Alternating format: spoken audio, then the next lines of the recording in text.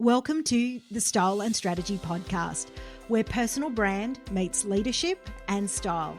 I'm Sonya, a personal brand and style coach who's been exactly where you are, juggling career and business success, personal growth, and finding a style that truly fits. After decades in corporate leadership, I've learned that showing up isn't just about what you do. It's about how you align who you are and how the world sees you.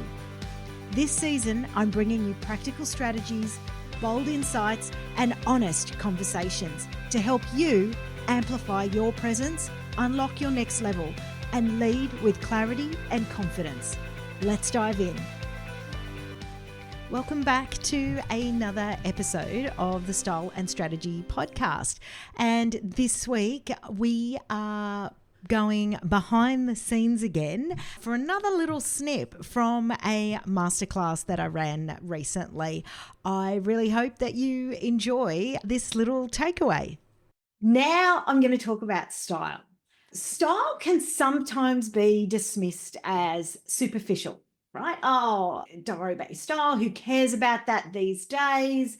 It doesn't really matter. But in reality, if you actually, park those sort of comments and feedback to one side and you think about it a little bit differently, it can actually be one of the most powerful non-verbal branding tools you can have in your toolkit. Because there is hundreds of pieces of psychology-backed research that shows how you present yourself affects not only how potentially others perceive you, but most importantly, how you feel when you show up, because that is then going to play out to the energy that you bring to a particular room, right? Going back to your energy drivers. So there is a quote I've got from Dr. Adam Galinsky from Columbia University. So it's actually part of a psychology known as a psychology of enclothed cognition. And so here he says, what you wear can change the way you perform. It can change the way you think and the way others respond to you. And so when you think about that, maybe reflect back to when you, maybe when we were in COVID and we were always wearing our leggings and, our gym gear, and you'd sit in front of the computer. How did you feel? Like it might have been really comfy, but did it change your demeanor? What about, Sarah, you talked about when, it was actually not Sarah, it was one of the other ladies had talked about when she was working in regional versus then going into the city and different, and so different styles, thank you, Jess, and different styles that she would wear. How would she feel in those different environments? Would it change how you're working? Have you ever come and sat in, maybe come to a Zoom call or come to sit at your desk after, maybe you dropped off the kids or done, caught up for coffee and you've started to do work and you're wearing something? How does that make you feel? Does it shift? Okay, yep, I'm ready for work today versus not.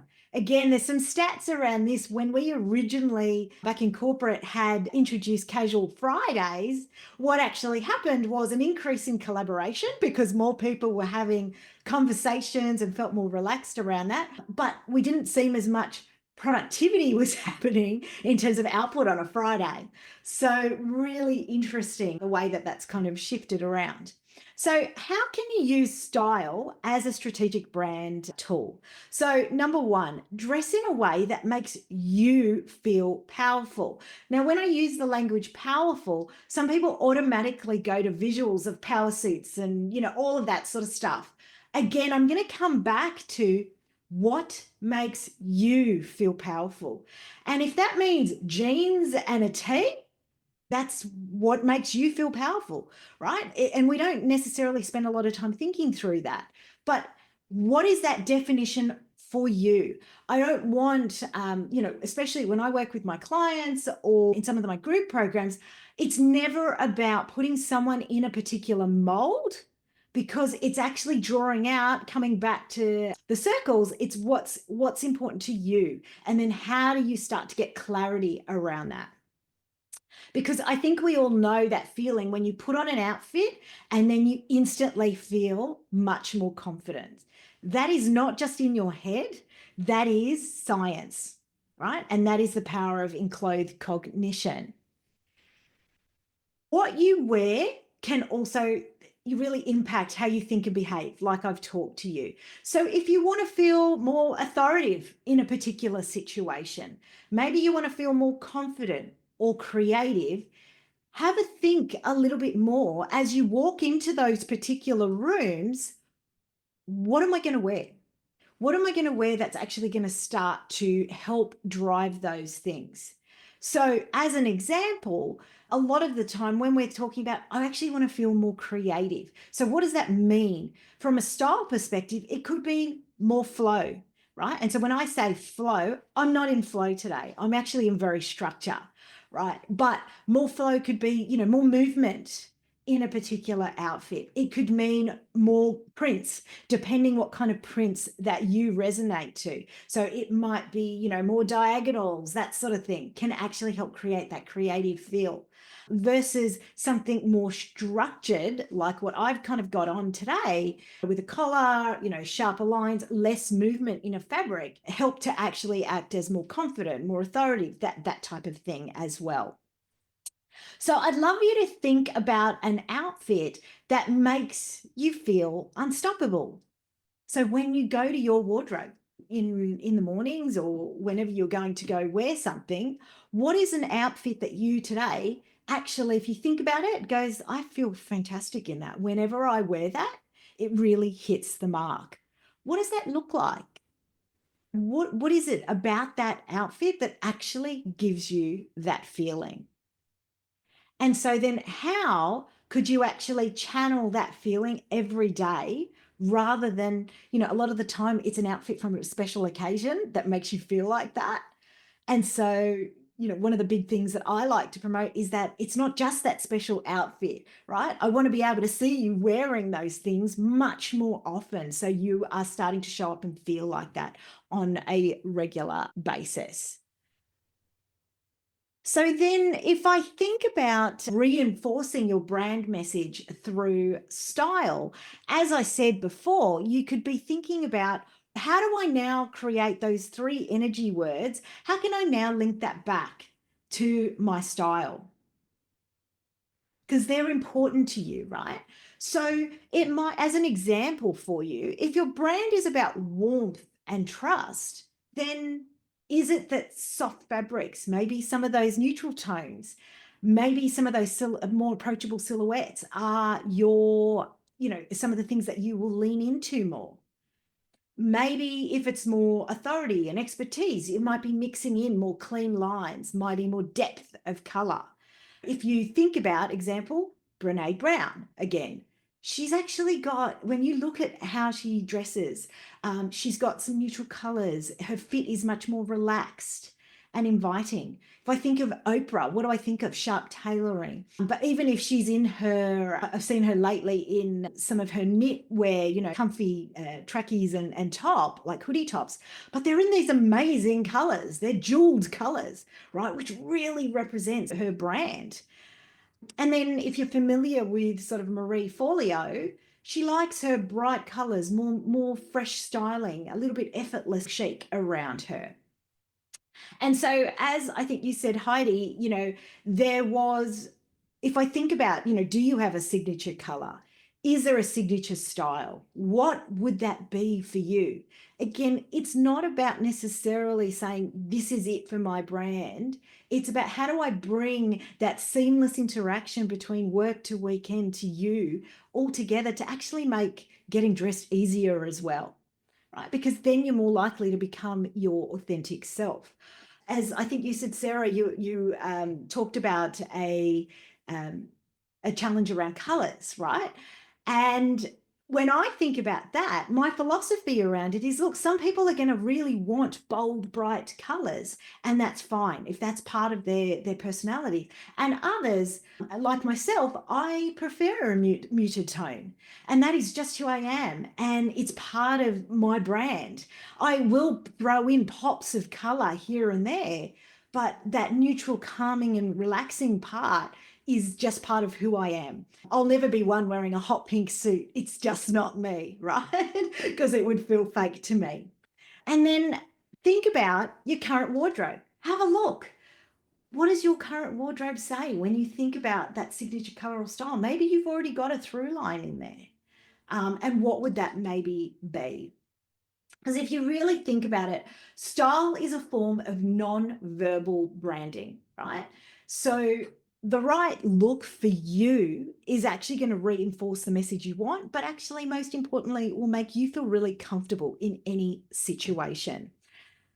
So if I just go finally down to virtual style.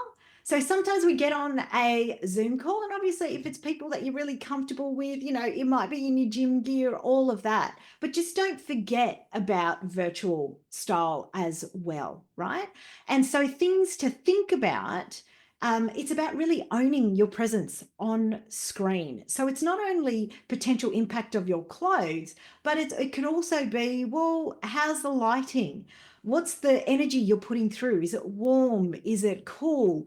What's the framing you've actually got around yourself in that particular screen? You'll notice that if I go stand all the way back here, yes, you can see that there's a distance, but what's that creating for the other person I've got on the call with me? Versus if I'm all the way up here, feels like, oh, that feels a little bit too close. It feels like a bit of an intrusion. So it's thinking about those little things as well, because it all becomes part of creating that experience and that environment that really can give that holistic view of your brand.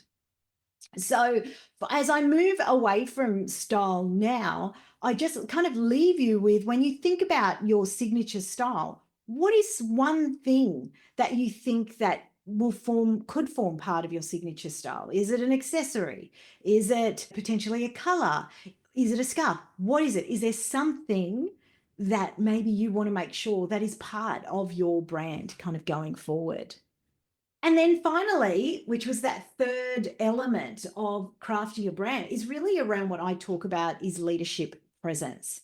So presence is not about being the loudest in the room. It's about how you make people feel when you speak. It's the confidence, trust. It's that silent sort of influence that comes through from what you say and how you say it. So I think many of us have heard, Dr. Amy Cuddy talk about people get judged within the first 7 seconds of them, walking into a room. So before you even had a chance to open your mouth and say anything, right? So thinking about that, have a think about things like, well, how can I change that narrative, or how can I use that to my advantage? So things like body language, posture, that type of thing can actually adjust and change how you take up space, right? You may have heard of little things like hunch posture, crossed arms, fidgeting, things like that. It's sending a non-verbal cue as well. So little things like that can actually impact your presence. So if you're trying to be more open, and especially if you are in a face-to-face room in a meeting, it's where are you sitting? How are you sitting? Have you got your computer and laptop open in front of that person so it feels like a block in some way? How do you create that open kind of energy? And as a bit of a practical example, if you think about right now, how are you sitting?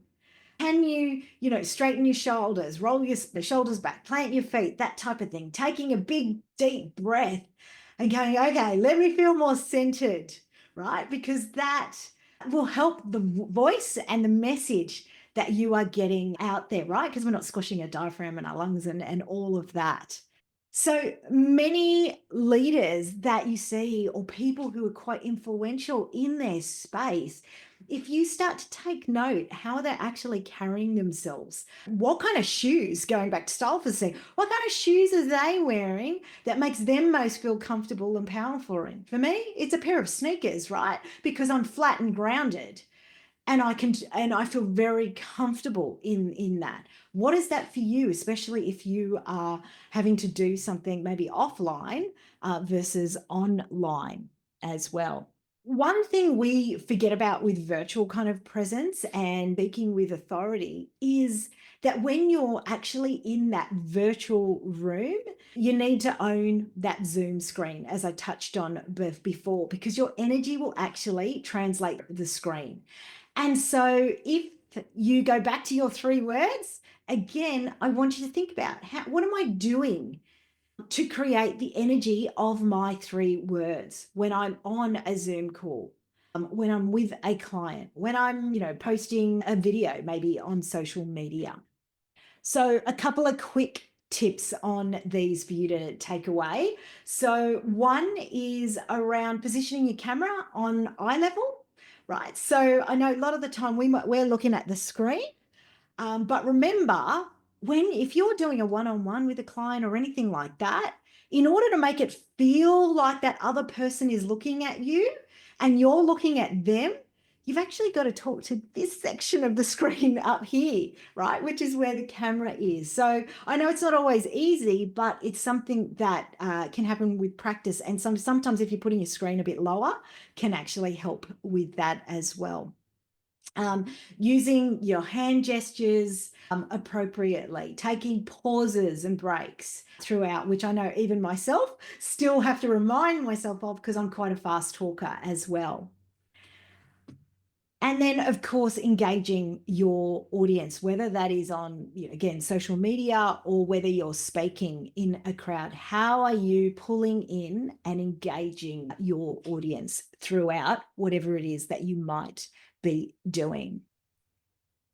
And so what I'd love to challenge you with the next time, maybe you're all together as part of the mastermind, is remember I talked about your elevator pitch, for example, and I've got templates on that if you want that. But, maybe coming together and doing a really short elevator pitch together, but where you're actually practicing your 3 words and your presence on screen, right? And seeing how that actually goes.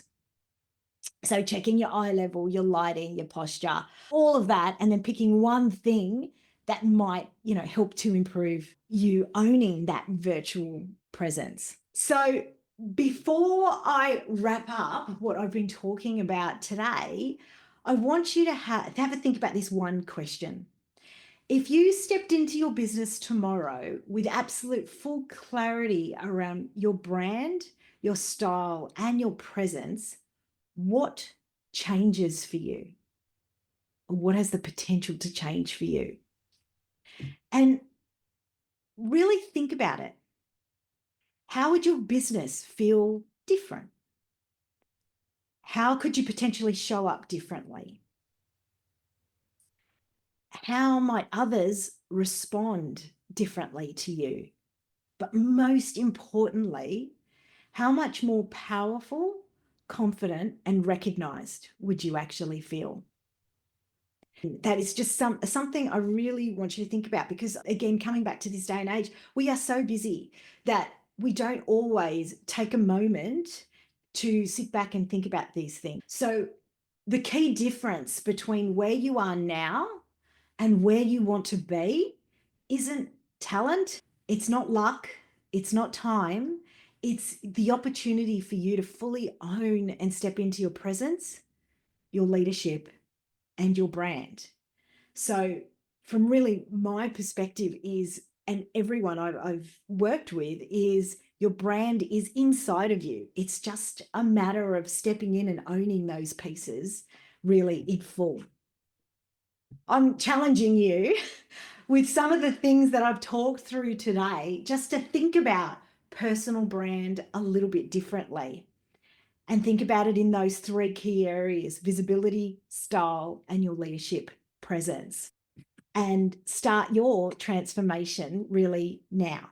So I hope you've all enjoyed and grabbed a few takeaways from that. I hope you enjoyed part 2 of the behind the scenes of the recent masterclass that I ran.